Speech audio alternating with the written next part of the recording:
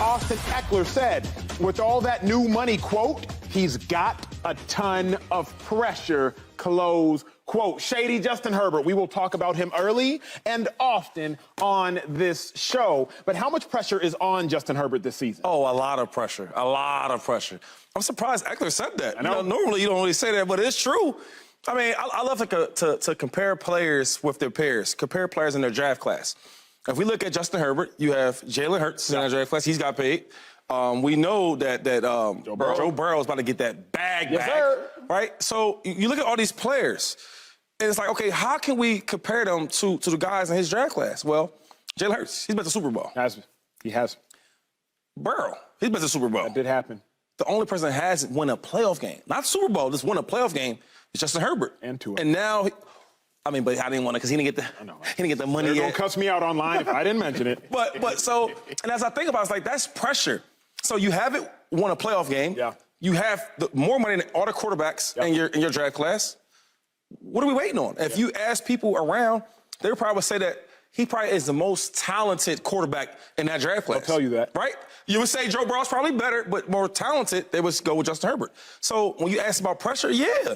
You have all the players you need, right? Then they went out there in the draft and got you an additional wide receiver. Think about it. So as much as we're going to talk about pressure, that's the max pressure is on Herbert. Joy, I co-sign what Shady said. It's a lot of pressure on Herbert because everything that a quarterback could want, not everything Justin Herbert could want, everything a quarterback could want, Herbert has been given.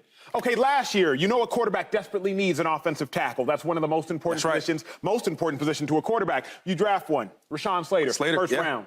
Okay, this year, you already have Keenan Allen. You already have Mike Williams. You've got dogs at wide receiver. Plus, you have a running back who leads the league in touchdowns over the last 2 years. But you know what we're going to do? We're going to get Justin Herbert even more help. First-round pick, spent on a wide receiver, Quentin Johnson out of TCU. Okay, you have an offense that, led by Justin Herbert, has amassed a lot of yards and touchdowns. But you know what? We don't like our offensive coordinator. So let's go get one of the best young minds at offensive coordinator in the game in Kellen Moore. What else could you want? Justin Herbert has been given everything a young quarterback could desire. For that reason, Joy, I think a whole bunch of pressure. What do you say? Yeah, I agree. The excuses are off the table now, and there have been a few of them. There's been a few of them, which is fine. We rush young quarterbacks. We want instant success at the highest level. Some of that had to do with Patrick Mahomes coming out the way that he did. Now you have Jalen Hurts getting to the Super Bowl. You have Joe Burrow getting to the Super Bowl. That's all your draft class. That starts to raise the stakes a lot. When you look at the guys who have been paid specifically, which is why you didn't mention Tua, all these guys have playoff wins or a playoff win. You don't have one of those. Now you've been paid. They're not just paying you to go out and put up the statistics you've been putting up. That's what's earned you this money. Now you have to go and deliver, which is at least a playoff win. The AFC, as we know, is going to be a gauntlet for years to come. That's where most of the high-level young quarterback talent is. And subsequently, where a lot of the best offensive coordinators are going to be, the best offensive coaches, the best offensive talent around all these young quarterbacks. You're going to have to deliver. You look around the division, you're the second best team in the division. Right. That's a good position to be in. No, we thought that division was going to be different than it was last year. We thought it was going to be the toughest division in football. It's not been that. To me, I think there is a lot of pressure on Justin Herbert. Each of these guys is in unique situations, but when you look specifically at Justin Herbert with what we can see he's capable of, what we can read he's capable of statistically, and what he's been given, he's in a very unique position. Jordan, what's so fascinating to me is you only have a limited time to be on top before that next herd of talent comes for you. Remember who Justin Herbert lost to in the playoffs last year? Trevor Lawrence, a player drafted in the class after him. Next class is coming. We sometimes question Justin Fields' talent, rightfully so. Many people believe that Justin Fields is going to ascend. Justin Fields is drafted after Justin Herbert, and he is ascending.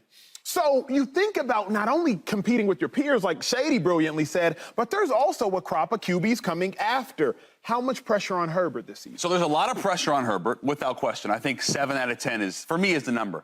I think Herbert's early success has hurt him in the sense of we started to create expectations that maybe weren't fair. He is an incredibly talented young guy. I would argue he's one of the 3 most talented quarterbacks in the league. 6'6", 230, rocket arm, can move. I was skeptical of him coming out of Oregon. I really was. But when I talked to Ducks players, they said, don't worry that he's not rah-rah. he's a dog. He's a leader. The Chargers players swear by him. And to me, it's not dissimilar to Daniel Jones in the NFC. They're different styles, but both of them not necessarily out in the media, not really out on social, really keep to themselves. And sometimes you see that as media, you want to say, okay, he's not a rah-rah guy. He's not a leader. That couldn't be further from the truth. I said it for Jones, and I'll say it for Herbert. I think he's the guy. I think he's a superstar. I said it last year. They had Mike Williams miss 4 games. Keenan Allen's missed 7 games last year. They had a lot of injuries. Now they're healthy. They have a really good coordinator in Kellen Moore coming from Dallas. I think they're going to be incredibly successful this season, and I think he's going to have his best year. Joy, here's my issue, though. We use that superstar tag loosely. I will refer to LeSean McCoy as a superstar, 2 times All-Pro, 6-time Pro Bowler. But superstars got to do superstar things. And a superstar thing to me is what Joe Burrow did, Cincinnati Bengals, resurrecting that entire organization, going 3-1 without Jamar Chase last year, leading them to the playoffs again, AFC Championship game. After the AFC Championship game the year before, Joe Burrow's been to the AFC Championship game every year he has been healthy. That is a superstar thing.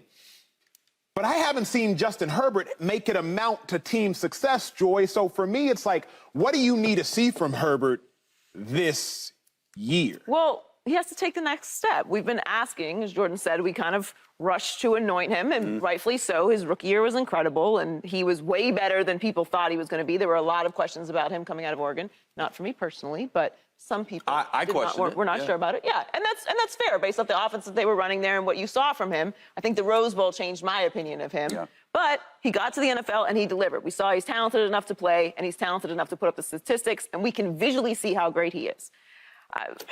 He's got to take the next step. He got better, then they made the playoffs. Now you got to win a playoff game. You keep ascending. We can't assume that every star or superstar is going to be, again, Patrick Mahomes, Tom Brady. They're in a different category. They're up here. They're the ones that we expect to be there every year. Some of these other guys have to bring their teams along. They have to show progress and growth. So to me, I can't. They have a Super Bowl caliber roster. But wouldn't you argue they have that the talent? They have to win a playoff game. He doesn't have to be Superman for the Chargers with that roster to win a Super Bowl or to contend. I think he needs to be a B, and I think he is an A. But Shady has said this before, and I kind of agree. You gotta have that moment. Like, he's so good. He's so talented. We know he can win games. We know he can get the team to the playoffs. But we need to see that thing where we're like, all right. See, and this thing with Herbert is like, he is so talented. I remember the first time I seen him play, I was with the Bucks, 2020, right? And rookie year. Rookie year. We didn't know who he is. Like, we didn't really watch the draft, right? I'm still playing, and he was playing. We was like, yo. Who this dude? He's different. Because he's big, and he was throwing, like, rockets and darts. So my thing with him is, when you talk about pressure, all the other quarterbacks in his draft class have had impactful moments, right? Jalen Hurts. The same what you want to say about him, he got better and better each year. He took his team to the Super Bowl. And when he was there, he dominated. He had maybe one bad play with the fumble. Other than that, he dominated. Joe Burrow, right? A defining, impactful moment for me was when he went against the Chiefs in Arrowhead and won. And then took his team to the Super Bowl. I'm like, wow. I need to see that from Justin Herbert. I need to see a defining, impactful moment, because if not, you keep adding more pressure and more pressure. Joy, Justin Herbert owes me 2 steps. Not one, but 2? 2. Here's why. It's like, Shady, if I were to borrow $100 from you, let me get $100 from you, big dog. You got it. You know, come on. I say, hey, I'm going to pay you back tomorrow. Okay. But tomorrow comes, I don't pay you back. Hey, I'm going to pay you back next week. Next week comes, I don't pay you back. Hey, I'm going to pay you back next month. Next month comes, I'm going to pay you back. Eventually, you're going to be like, hey, Acho, you don't just owe me the 100. You owe me interest. Yeah. Because you borrowed 100 from me. Now you owe me the 100 plus some. Herbert should have won the playoff game last year. That's true. Versus the Jazz. That's true. You was up 27-0 against the quarterback that is younger than you, against the team that is not as skilled as you. Like, you borrowed that win already. So I don't just want to see you win one playoff game. You should have already done that. Now I need to see you win more than one playoff game, because it's year 4. Joy already said it. Burrow been to the Super Bowl. Shady said it. Hurts been to the Super Bowl. Tua has led his team to the playoffs, just like Herbert has led his team to the playoffs.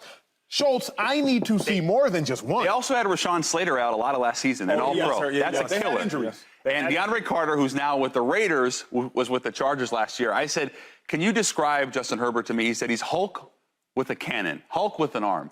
He has all the ability. If I would ask you this, as a football player, as a quarterback, what's the next step for someone who has all that ability? How do you get from point A to point B where you're right on the precipice, but you haven't had the success? And is there mental doubt? Is it creeping in? Do other guys maybe say, is he the guy? Like, how do you get to the next level if you have all the ability, all the hard stuff? I think it is having that signature moment. I think it's having that signature win. That win that shows, okay, it's come down to him and he's made the play, or he's put them in the position to win the game. And it has to happen in the postseason. When you're paid the way that Justin Herbert is paid, when you're the face of the franchise, when you've been anointed or earned this status that you have as a star young quarterback, you've got to go out there and deliver because your peers are delivering. So that changes the conversation. If it's everybody in this young group is still kind of trying to prove themselves, I think that changes the conversation. But when you have Jalen Hurts in the Super Bowl, and you have Joe Burrow in the Super Bowl, and you have these young guys who are ascending and having this postseason success around you, now it's time to do it when it matters. I just think they have everything. We've had Keelan Allen on stage here, right? And we're talking about it. And one thing he said was, yeah, he has the talent, he has the arm, he has the stats, but it's time for him to actually take over this. And I think when he said that, I'm like, you know what, he's right. Because I remember being, as a rookie, I was good, I was okay. My second year got better and better. It took to my third year, like, okay, this is my offense, right? And we're going to run through me. Same thing with Justin Herbert. It's one thing that, okay, coach, he wants this Z post. Compared to, you know what, no, we ain't running that. We're running this. And that's taking over the offense and making it his own. I would also say now that he's a vet, first year, that's what I'm saying, the vet part, now that you a vet, you got to see the bigger picture. Shady, 2013 with the Eagles, we had the #1 offense in football. Our defense was not great, and it wasn't necessarily exclusively. Y'all wasn't good. Y'all wasn't good on defense. We didn't have no rest because offensively, as Shady knows, run this play, run this play, run this play, run this play. So defensively, we're scrambling. But football's a team game. It has to work symbiotically, offensively and defensively. Herbert has amassed incredible offensive statistics, 35 passing touchdowns as a rookie. But now he has to understand, let me try to make sure this team succeeds. If that means I'm not going to air it out as much, because remember, that's just a quick 3 and out, which means the defense is right back on the field. I want Herbert to now see the bigger picture. We know you're incredibly individually talented, but now you have to make it amount to team success. Well, subscribe here to get the latest from Speak, and go watch a few segments from our other shows on FS1.